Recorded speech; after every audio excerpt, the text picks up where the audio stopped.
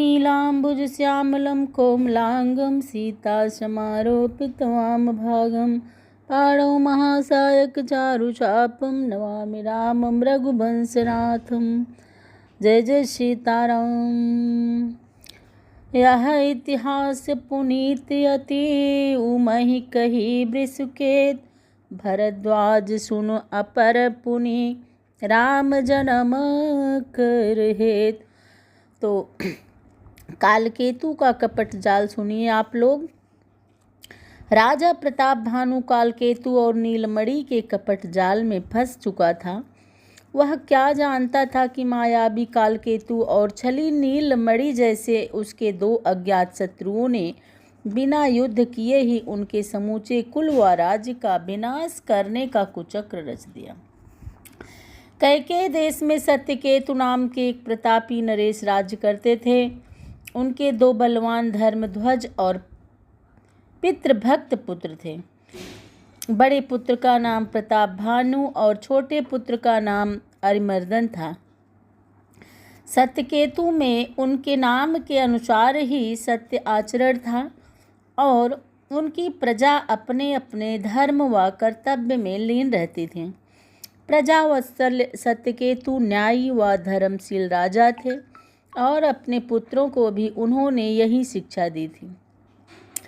वृद्धावस्था होने पर राजा सत्यकेतु ने बड़े पुत्र प्रताप भानु को राज्यभार सौंपा और वानप्रस्थ ग्रहण किया। प्रताप भानु ने बड़ी कुशलता से राज्य का दायित्व संभाला और क्षत्रिय धर्म में जो भी प्रचलित पक्ष थे सब संपन्न करते हुए अपने राज्य का विस्तार किया। अनेक राजा तो संधि करके कर देने लगे, लेकिन जिसने हठ की उसे बलपूर्वक प्रताप भानु ने पद अच्युत कर दिया और वह देश छोड़कर भाग गया। ऐसा ही एक कालकेतु नाम का काकतीय राजा था जो तंत्र मंत्र छल कपट आदि में निपुण था। उसी के जैसा एक और पदच्युत राजा नीलमणि था जो एक विपन्न वन में मुनि रूप में रहता था। शत्रु का शत्रु मित्र होता है, इसके आधार पर दोनों में मित्रता हो गई थी और दोनों प्रायः अपने संयुक्त शत्रु से प्रतिशोध लेने की योजनाएं भी बनाते रहते थे। इधर राजा प्रताप भानु अपने भाई अरिमर्दन के साथ प्रजापालक में मनोयोग से व्यस्त था।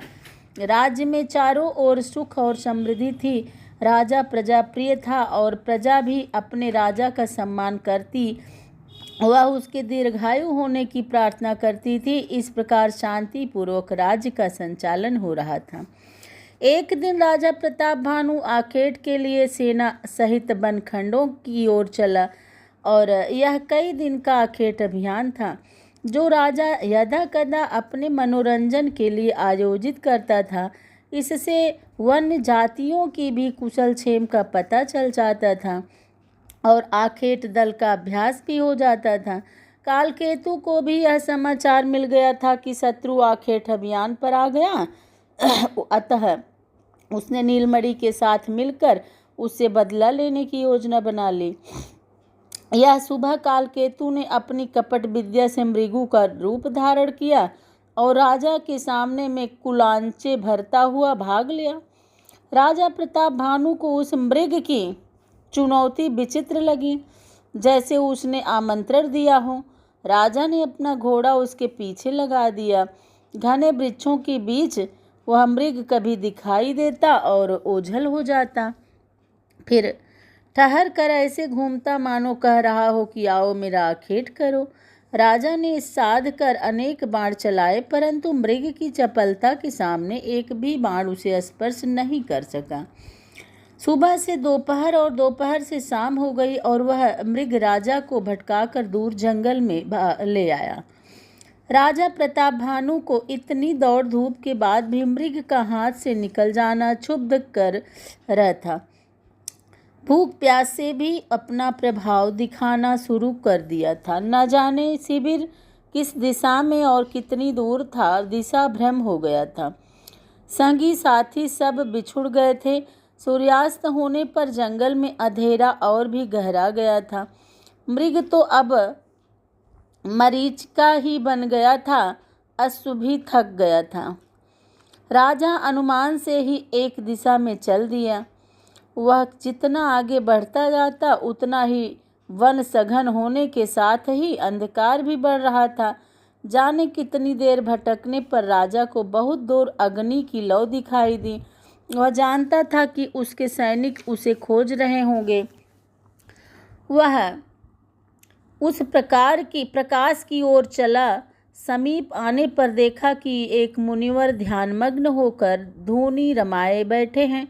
राजा को राहत हुई कि भोजन न सही जल तो मिल ही जाएगा। राजा ने अश्व को वहीं छोड़ा और स्वयं मुनि के समीप पहुंचा। वहाँ एक छोटी सी कुटिया थी जिसके सामने मुनिवर धूनी रमाए बैठे थे। राजा के पैरों की आहट से संभवतः मुनि का ध्यान भंग कर दिया था। कैके नरेश का स्वागत है, मुनि ने मीठी बाणी में कहा। आइए राजन, हम आपको ही प्रतीक्षा कर रहे थे। नियति ने आज का रात्रि प्रवास नहीं निश्चित किया था। मुनिवर प्रणाम करके, आप तो त्रिकालदर्शी हैं महामुने, जो मेरे परिचय और आगमन के विषय में पूर्व निश्चित थे, और कौतूहल से बोला। मुनिवेशी नीलमणि ने शत्रु को अपने जाल में फंसा जानकर मीठी बाणी से अपनी विद्या की प्रशंसा करते हुए राजा के विषय में बहुत कुछ बताकर उस पर विश्वास जमा लिया। राजा तो उनका भक्त हो गया था। मुनिवेश में शत्रु भी तो हो सकता है, ऐसा तो उस सज्जन राजा ने विचार तक नहीं किया था। मुनिवर ने राजा को पीने के लिए जल दिया तो जैसे उसके प्राण लौटे। फिर खाने को कुछ फल भी दिए, जिससे राजा की क्षुधा भी शांत हुई। मुनि रूपी नीलमणि ने बताया कि वह कभी इंद्र का रसोइया था, जिसके बनाए भोजन से बुद्धि सात्विक और निर्मल रहती है, और इसी कारण देवता इतने समृद्ध ऐश्वर्यशाली थे। इससे यह भी कहा कि वे पृथ्वी पर कुछ दिन के आनंद प्रवास हेतु इंद्रदेव से अवकाश लेकर आए हैं। प्रताप भानु उनकी छल भरी बातों में फंस गया था और उससे अपने कल्याण की आशा करके ऐसा कोई उपाय पूछा जिससे उसका वैभव स्थायी हो जाए। राजन, यदि मेरे द्वारा बनाई गई रसोइयाँ का तुम 1,00,000 ब्राह्मणों को अपने हाथों से परोस कर खिलाओ तो उन सब के आत्मिक आशीष से तुम्हारा वैभव स्थायी और अपार हो जाएगा। परंतु यह अत्यंत गुप्त भोज होगा, जिसमें मेरे विषय में किसी को पता न चले। मेरी गुप्त रसोई में सारी सामग्री उपलब्ध हो और मेरे पास कोई भी न आए। राजा प्रताप भानु कालकेतु और नीलमणि के कपट जाल में फंस चुका था। वह क्या जानता था कि मायावी कालकेतु और छली नीलमणि जैसे उसके 2 अज्ञात शत्रुओं के ने बिना युद्ध किए ही उनके समूचे कुल व राज्य का विनाश करने का कुचक्र रच दिया था।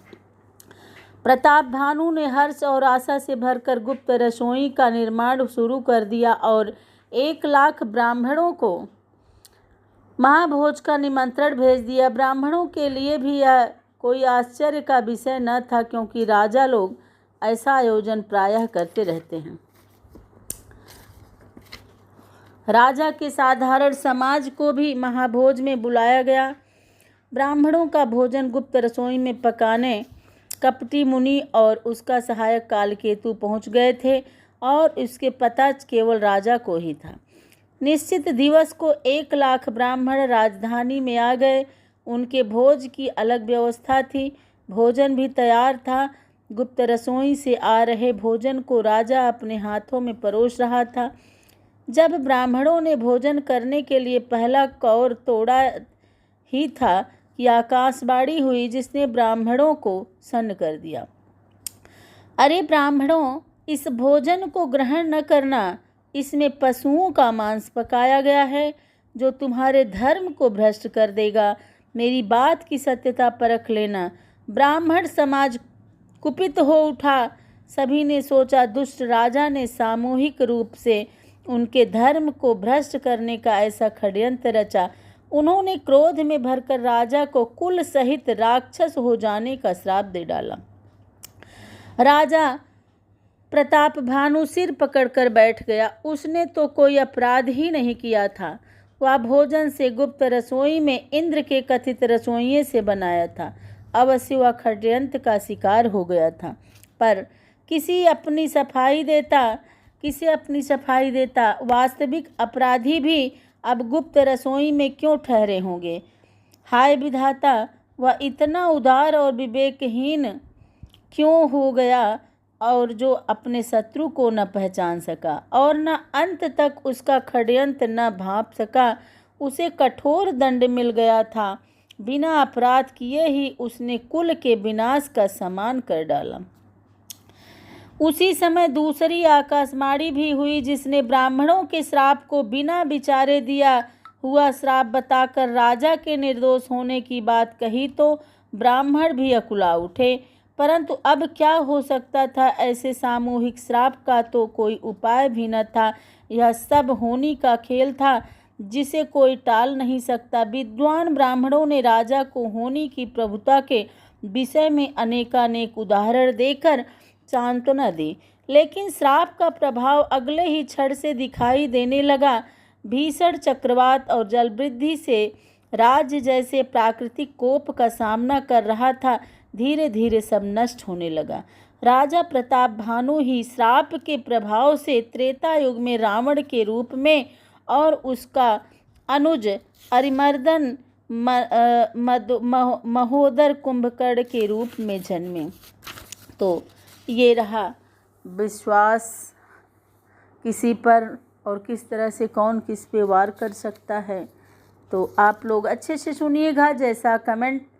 जैसा भी लगेगा आप लोग कमेंट में बताइएगा किस तरह से लोग कपट करते हैं। तो बोलिए श्री सियावर रामचंद्र की जय।